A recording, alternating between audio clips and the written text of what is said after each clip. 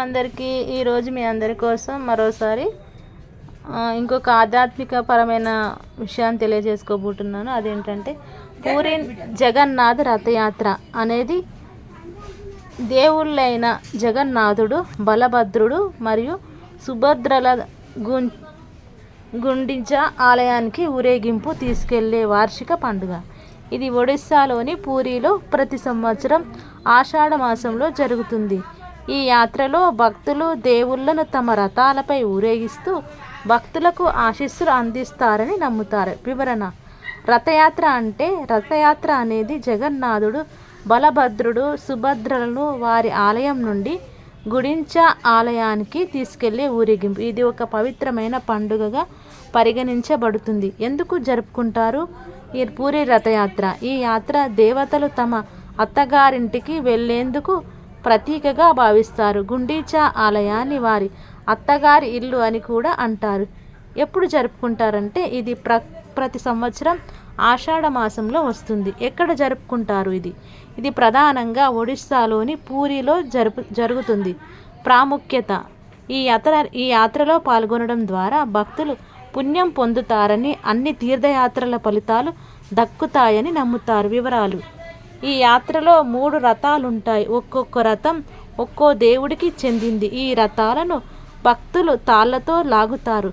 జగన్నాథుడి దర్శనం: ఈ యాత్రలో భక్తులు జగన్నాథుని దర్శనం చేసుకొని ఆయన ఆశీస్సులు పొందుతారు.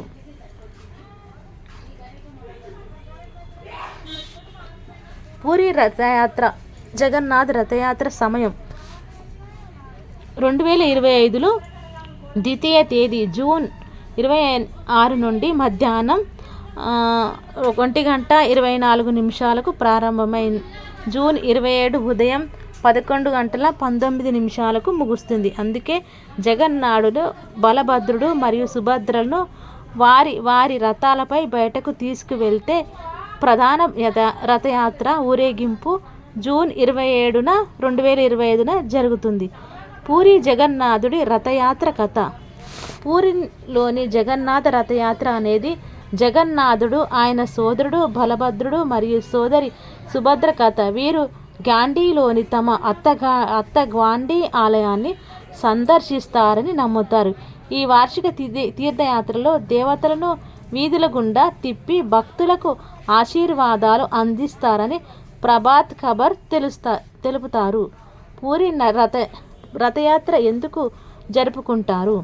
రథయాత్ర లేదా రథాల పండుగ ఒడిషాలో పూరిలో ఒక ముఖ్యమైన వేడుక. ఇది 12వ శతాబ్దంలో ప్రారంభమైంది మరియు జగన్నాథుడు, అతని సోదరుడు బలభద్ర మరియు సోదరి సుభద్రకు అంకితం చేయబడింది. ఈ పండుగ అనేది ఈ దేవతలు వారి ఆలయం నుండి మరొక ఆలయానికి ప్రయాణం చేయడం. ఇది వారి అత్తగారింటికి వారి సందర్శనమునకు ప్రతీక. రథయాత్ర తర్వాత రథానికి ఏమి జరుగుతుంది? గుడించా ఆలయం నుండి దేవతల రథాలు ప్రధాన ఆలయానికి తిరిగి వచ్చిన తర్వాత దేవతలను బంగారు ఆభరణాలతో అలంకరించి రథాలపై పూజిస్తారు. ఈ వేడుకను సునాబేషి అని పిలుస్తారు. జగన్నాథ పూరి ఏ నెలలో మూసివేయబడుతుంది? పూరి జగన్నాథుడిని ఏ నెలలో మూసివేస్తారు? జూన్ లేదా జూలైలో జరిగే అనవాసర కాలంలో జగన్నాథం ఆలయంలో 15 రోజులు మూసివేయబడి ఉంటుంది. ఆ సమయంలో దేవతలు అనారోగ్యంతో ఉన్నారని నమ్ముతారు. జగన్నాథ ఆలయం 15 రోజులు ఎందుకు మూయవేయబడుతుంది? అనారోగ్యం పాలైన తర్వాత జగన్నాథుడు 15 రోజులు విశ్రాంతి తీసుకుంటాడు. ఈ 15 రోజులు దేవాలయాల తలుపులు మూసివేసి ఆ సమయంలో ఆయనకు సేవ చేస్తారు. ఒడిషాలోని పూరిలో శ్రీ మాధవ దాస్ అనే జగన్నాథ భక్తుడు నివసిస్తాడు. జగన్నాథ టెంపుల్ స్టోరీ: మాదలపంజీలోని ఇతిహాసాల ప్రకారం మొదట జగన్నాథ ఆలయ నిర్మాణాన్ని మహాభారతం మరియు పురాణాల్లో ప్రస్తావించబడిన మాలవరాజు ఇంద్రయనుద్ధుడు నియమించాడు. ప్రపంచంలోనే ఎత్తైన స్మారక చిహ్నాన్ని నిర్మించడానికి ఇంద్రద్యుమ్నుడు జగన్నాథుడి కోసం కృషి చేశాడు. ఇది 1000 మూరాలు 4457.2 మీటర్ల ఎత్తులో ఉంది. రథయాత్ర గురించి 10 లైన్లు ఏమిటంటే, రథయాత్రలోని 10 పక్తులు. రథయాత్ర అనేది విష్ణువు అవతారమైన జగన్నాథుడికి అంకితం చేయబడిన ఒక ప్రధాన హిందూ పండుగ. ఈ పండుగ లక్షలాది మంది యాత్రికులను ఆకర్షిస్తుంది మరియు జూన్ నెల, జూలై నెలలో భారతదేశంలోని పూరిలో జరుపుకుంటారు. రథయాత్రను రథోత్సవం అని కూడా పిలుస్తూ ఉంటారు. పూరి జగన్నాథ రహస్యం ఏమిటి? ఒడిషాలోని పూరిలోని పవిత్ర జగన్నాథ ఆలయంలో శతాబ్దాల నాటి రహస్యం గాలితో లేదా దేనికి వ్యతిరేకంగా ఎగురుతుంది. ఆలయ ప్రధాన శిఖరంపై ఉన్న జెండా ఆయన పతిత బాణం గాలికి వ్యతిరేక దిశలో ఎగురుతూ తర్కాన్ని ధిక్కరిస్తుంది. శాస్త్రవేత్తలు మరియు భక్తులకు సమానంగా దిగ్భ్రాంతిని గురి చేస్తుంది. రథయాత్ర అంటే ఏమిటి? ఇది సాధారణ దేవతల ఊరేగింపు. దేవతల వల్లే దుస్తులు ధరించిన వ్యక్తులు లేదా కేవలం మతపరమైన సాధువులు మరియు రాజకీయ నాయకులు సూచిస్తుంది. ఈ పథం భారతదేశ మధ్యయుగ గ్రంథాలలో కనిపిస్తుంది. పురాణాలం వంటివి సూర్యదేవుడు, దేవి మాతృదేవత మరియు విష్ణువు యొక్క రథయాత్రను ప్రస్తావిస్తూ ఉంటారు. రథయాత్ర ఎప్పుడు జగన్నాథుని రథానికి ఏ చెక్కను ఉపయోగిస్తారు? ప్రతి సంవత్సరం జగన్నాథుడు, బలభద్రుడు మరియు సుభద్రల రథాల నిర్మాణానికి ప్రధానంగా ఉపయోగించే వృక్షజాతులు పాసి, దౌరా, అనోసిగిసిస్, అలోటిసస్, ఆసాన్, టెర్మినాలియా, ఎలిప్టియా మరియు సిమాల్ బాంబామ్స్ సిసాలతో పాటు మరికొన్నింటిని దాదాపు 865 చెట్ల జాతులుగా చెప్పవచ్చును. పూరి జగన్నాథుని ఎప్పుడు సందర్శించకూడదు? జగన్నాథుడు పూరి ఏడాది పొడవునా ఆహ్లాదకరమైన వాతావరణాన్ని కలిగి ఉంటాడు. వేసవి సెలవులు ఏప్రిల్, జూన్ తప్ప ఏడాది పొడవునా సందర్శకులకు ఆకర్షిస్తూ ఉంటుంది. జగన్నాథ మందిరం జెండా మార్పు సమయం శీతాకాలంలో సాయంత్రం 5 గంటలకు ఈ కర్మ జరుగుతుంది. వేసవి కాలంలో ఈ కర్మ సాయంత్రం 6 గంటలకు జరుగుతుంది.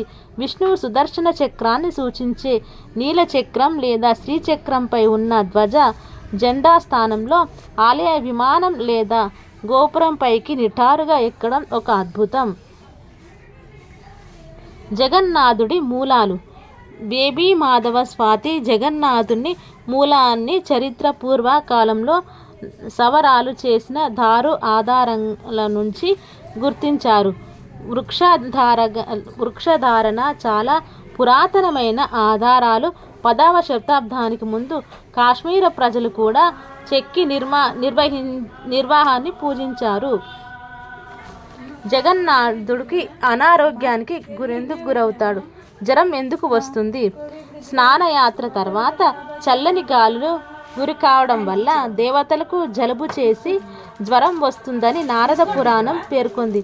కోలుకోవడానికి జగన్నాథ, బలభద్రులు మరియు సుభద్రలు 2 వారాల పాటు ఏకాంతంగా ఉంటారు. వారికి సబరులు, వారసులైన దాయితాలు లేదా దైతపతులు అనే ప్రత్యేక సేవకులు హాజరవుతారు. జగన్నాథ దేవాలయ పురాణం. జెండా దిశ, చెక్క విగ్రహాలు, నీడ లేకపోవడం, జగన్నాథుడికి వడ్డించే మహాప్రసాదం, అలల శబ్దం వంటి అనేక వివరించలేని రహస్యాలు ఆలయంలో ముడిపడి ఉన్నాయి. ఈ రహస్యాలు సంవత్సరాలుగా చరిత్రకారులు, శాస్త్రవేత్తలు, పూజారులు మరియు సామాన్య ప్రజలకు ఆకర్షించాయి. పూరి జగన్నాథ్ ఆలయం గురించి రహస్య వాస్తవాలు ఏమిటి? జగన్నాథ ఆలయం గురించిన రహస్యాలు. 1. తర్కం మరియు వివరణకు అందని ఒక దృగ్విషయం. నీడలు లేకపోవడం. సమయం లేదా సూర్యుని స్థానంలో సంబంధం లేకుండా ఆలయం నీడకు గురి కాకుండా ఉంది. ఇది నిర్మాణ అద్భుతమా లేక దైవిక అద్భుతమా అనేది సందేహాన్ని కలిగిస్తుంది. పూరి జగన్నాథ రథ కథ. రథయాత్ర కథ. సాధారణంగా ఆలయంలోకి ప్రవేశించడానికి అనుమతించబడని పాపులు మరియు పేద అంటరాని వారు జగన్నాథుని రథంలో దర్శనం చేసుకుని మోక్షాన్ని పొందేలా ఈ ఉత్సవాన్ని నిర్వహించామని రాణి గుండీచ రాజుకు అభ్యర్థించిందని నమ్ముతారు. పూరి జగన్నాథ్ సీక్రెట్ రూమ్ ఏంటి?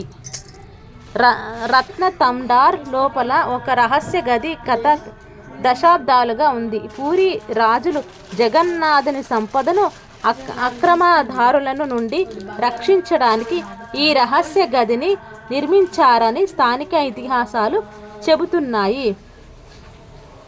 2025లో జగన్నాథ రథయాత్ర ఎప్పుడు ప్రారంభమవుతుంది?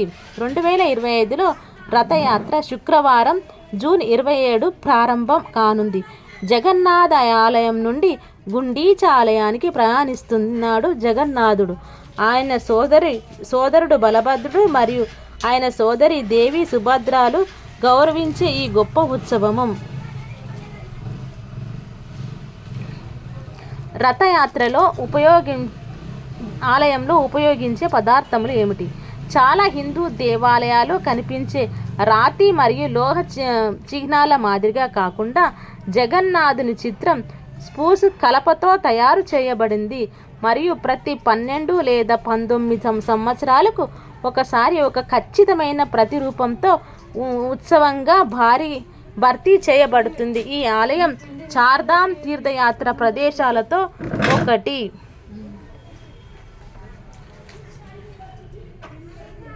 జగన్నాథుడుకు ముఖం వెనుక కథ. జగన్నాథుడి విగ్రహం యొక్క పెద్ద వ్యక్తీకరణ కళ్ళు ఆయన సర్వవ్యాప్తికి మరియు సర్వజ్ఞతకు చిహ్నంగా మారాయి. ఆయన ఎల్లప్పుడూ విశ్వాన్ని గమనిస్తున్నాడు, ప్రజలకు తెలియజేస్తున్నాయి. ఆయన పిల్లవాడి ముఖం ప్రజల ఆయనతో ప్రేమలో పడేలా చేస్తుంది మరియు జీవితాంతం ఆయనకు సేవ చేయాలని కోరుకుంటుంది. జగన్నాథ పూరిలో కృష్ణ హృదయం ఉందా? ఆ ఆలయంలో ముడిపడి ఉన్న అత్యంత ఆకర్షణీయమైన నమ్మకాలలో ఒకటి శ్రీకృష్ణుడు హృదయం ఇప్పటికీ దాని పవిత్ర గోడల లోపల కొట్టుకుంటుందనేది. పురాణాల ప్రకారం కృష్ణుని భౌతిక మరణం తర్వాత అతని హృదయం నాశనం కాకుండా ఉండి ఆయన ఆలయం లోపల ఒక దైవిక అవశేషంగా భద్రపరచబడింది. జగన్నాథుడి ఆలయం 14 రోజులు ఎందుకు మూసివేయబడుతుంది? స్నాన పూర్ణిమ ఆచారం తర్వాత జగన్నాథ ఆలయం 14 రోజులు మూసివేయబడుతుంది. ఆ సమయంలో దేవతలు అనారోగ్యంతో ఉన్నారని మరియు అనసార అని పిలువబడే కాలంలో వైద్యులు చికిత్సలు పొందుతారని నమ్ముతారు.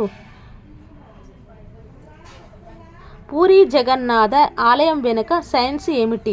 ఒడిషాలోని పూరిలో పవిత్ర జగన్నాథ ఆలయంలో శతాబ్దాల నాటి రహస్యం గాలిలో లేదా దానికి వ్యతిరేకంగా ఎగురుతుంది. ఆలయ ప్రధాన శిఖరంపై ఉన్న జెండా ఆయన పతిత పావన్ బాణం గాలికి వ్యతిరేక దిశలో ఎగురుతూ తర్కాన్ని ధిక్కరిస్తుంది. శాస్త్రవేత్తలు మరియు భక్తులకు సమానంగా దిగ్భ్రాంతిని గురి చేస్తుంది.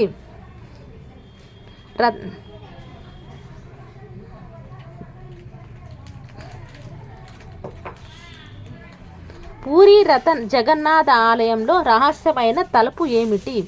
పూరి జగన్నాథ ఆలయం మూసినప్పుడు తలుపు రహస్యం, విశ్వాసం మరియు మానవ ఉత్పాదకతలు చిహ్నంగా మిగిలిపోయాయి. ఇది పురాతన జ్ఞానం మరియు ఆధునిక అవగాహన మధ్య అంతరాన్ని తగ్గిస్తుంది. అన్ని రహస్యాలను ఇప్పటానికి ఉద్దేశించినవి కాదని మనకు గుర్తు చేస్తుంది. కొంతమందికి తలుపు తెలియని వాటిని సూచిస్తుంది. ప్రశ్నించడానికి మరియు విశ్లేషించడానికి ఆహ్వానం.